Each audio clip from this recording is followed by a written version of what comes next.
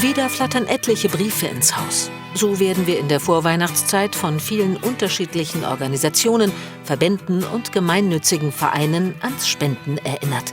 Gerade in einer Zeit, wo viele Leute unter Bedingungen leiden, uns, denen es gut geht, da füllt man schnell mal schon einen Überweisungsschein aus. Ich spende eigentlich genug das ganze Jahr über. Jedermann hat das Geld zur Verfügung oder eben halt nicht. Und dieses Jahr, denke ich mal, ist es halt eher nicht da. Im letzten Jahr wurde in Deutschland auf Rekordniveau gespendet. Die Hilfsbereitschaft war groß wie nie, erklärt der Vorsitzende des Deutschen Spendenrates. Sowohl in der Corona-Pandemie war es so, dass wir Spendenzuwächse gesehen haben, entgegen allen Erwartungen. Als die Flutkatastrophe den Westen Deutschlands heimgesucht hat, auch da gab es dann absolute Rekordzuwächse bei den Geldspendeneinnahmen. Da kann man wirklich nur sagen, die Deutschen haben eine hervorragende Solidarität gezeigt. Trotz oder gerade wegen der Krise im eigenen Land stieg im Jahr 2021 das Spendenniveau um 7%. Rund 5,8 Milliarden Euro wurden von Privatpersonen gespendet. Dann hatte ich im vergangenen Jahr einen runden Geburtstag, größeren Geburtstag, und auch die Gäste haben dann was dazu getan. Das war für Brot für die Welt, für Amnesty und für UNICEF. Fürs Ahrtal, für die Fluthilfe. Für die Kirche. Jeder hat 2 Euro, den er mal weggeben kann. Stärkster Gewinner ist die Not- und Katastrophenhilfe. Deren Anteil am Gesamtspendenvolumen hat sich von knapp 18% 2020 auf fast 28% 2021 erhöht. Für andere humanitäre Zwecke hingegen wurde weniger gespendet. Sie haben also da insbesondere Behinderung und Krankheitsarbeitsfelder. Sie haben Bildung, Sie haben die Langzeitentwicklungshilfe. Diese Felder haben leider nicht profitieren können von den Geldspendenzuwächsen. Diesen Trend kann der Arbeiter-Samariter-Bund bestätigen. Aber das Spendeverhalten besonders für den Wünschewagen Nordhessen ist sehr gut. Das sind teilweise Unternehmen, die auf Weihnachtsgeschenke an ihre Mitarbeiter verzichten oder eben mit den Mitarbeitern die Vereinbarung treffen. Wir spenden lieber an den Wünschewagen, um Menschen so auf ihrem letzten Weg noch mal begleiten zu können. Wunscherfüller werden geht auch ohne klassische Geldspende. Wer sich ehrenamtlich beim ASB einbringen möchte, darf den Wünschewagen selbst fahren. Man braucht dann eben eine Erste-Hilfe-Ausbildung, also einen Kurs und einen Führerschein Klasse B. Und dann kann man sich melden, dann wird man auf den Wünschewagen auch eingewiesen und lernt alles rund um Wunscherfüllung. Nach einer Analyse des Deutschen Spendenrates haben insgesamt rund 30% der Bevölkerung gespendet. Das sind durchschnittlich 42 Euro pro Person, so viel wie nie zuvor.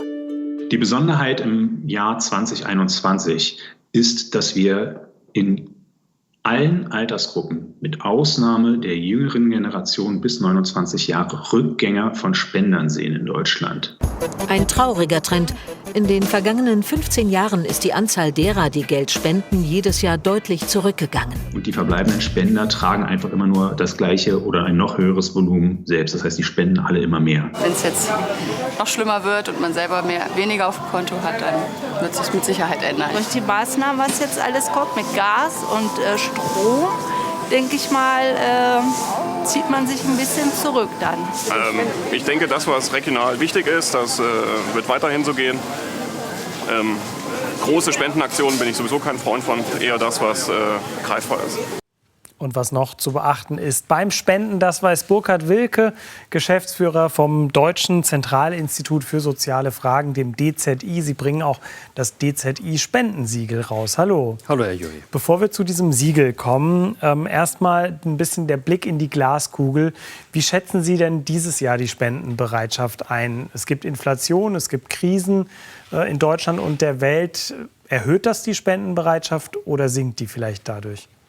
Also zunächst einmal sind ja fast 900 Millionen Euro bisher für die Ukraine-Hilfe gespendet worden. Das ist schon mal ein starker Schub für das Spendenvolumen, auch bis zum Ende des Jahres. Aber es ist richtig, die Inflationsrisiken, die wirtschaftliche Unsicherheit wird sicherlich eine ganze Reihe von Spenderinnen und Spendern eher davon abhalten oder ihnen auch weniger Möglichkeiten geben zu spenden, sodass wir vielleicht maximal das Volumen des vergangenen Jahres wieder erreichen. Schauen wir drauf, worauf man achten sollte beim Spenden, wenn man Geld übrig hat oder es locker machen möchte. Sagen wir mal, man will 50 Euro spenden. Ist es sinnvoll, das zum Beispiel an 5 verschiedene Organisationen je 10 Euro zu spenden oder 50 Euro an eine Institution? Also besser ist es ganz klar, dass an eine Organisation oder vielleicht maximal an 2 Organisationen zu spenden. Zum einen fällt die Seriositätsprüfung dann sehr viel leichter und ich trage auch zu weniger Verwaltungs- und Werbeaufwand bei. Also Seriositätsprüfung von einem selbst, also dass man eben selber nur nach ich behalte einfach besser den Überblick, Ja. also wenn ich 5 Organisationen oder vielleicht sogar 10, denen ich jeweils 5 € spenden will, überprüfen will, ist das sehr viel aufwendiger. Dann verliere ich schneller die Orientierung, als wenn ich mich mit der Spende konzentriere auf 1 oder 2 Organisationen. Und jede Spende löst Verwaltungsvorgänge aus und deswegen ist es auch besser, die zu konzentrieren und das Gießkannenprinzip zu meiden. Es gibt ja auch Ihr Siegel, das hilft da definitiv weiter, eine Orientierung zu bekommen. Wie vergeben Sie das? Nach welchen Kriterien sagen Sie, das ist eine seriöse Organisation? Das DZI ist in der Spendenberatung ja seit über 100 Jahren aktiv und wir beobachten in dieser Zeit, wie sich die Vertrauenskriterien der Spenderinnen und Spender verändern. Und das spiegeln wir dann auch in den Prüfstandards für das unabhängige Spendensiegel wider.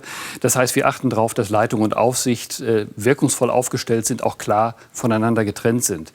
Wir achten auf die Spendenethik. Das heißt, wir würden es kritisieren oder eben nicht zulassen beim Siegel, wenn systematisch zu emotional geworben wird, zu druckvoll geworben wird. Wir achten auf die Wirtschaftlichkeit und Sparsamkeit in der Mittelverwendung, haben klare Obergrenzen, etwa für Verwaltungskosten. Und wir haben konkrete Vorgaben, wie transparent ein Jahresbericht aussehen muss, welche Informationen dort hinein müssen und dann auch veröffentlicht werden müssen. Und Sie raten auch von manchen Organisationen klar ab. Nach welchen Kriterien tun Sie das? Das sind im Grunde ähnliche Kriterien, aber wenn eben gravierend und systematisch zum Beispiel unwahrhaftig geworben wird, mit Falschbehauptungen geworben wird oder extrem mitleidserregend geworben wird, zum Beispiel mit Fotos, wo in großer Anzahl von Fotos Kinder mich ansehen und bittend ansehen, wenn dann im begleitenden Brieftext ich immer wieder persönlich angesprochen werde und vielleicht sogar noch eine viel zu aufwendige Beigabe, etwa ein Schreibset oder eine große Einkaufstasche dem Mailing, der Briefwerbung beigefügt ist, dann ist das ein schlechtes Zeichen und dann warnen wir auch schon mal vor solchen Organisationen. Also Nüchternheit ist irgendwie angesagt beim Spenden.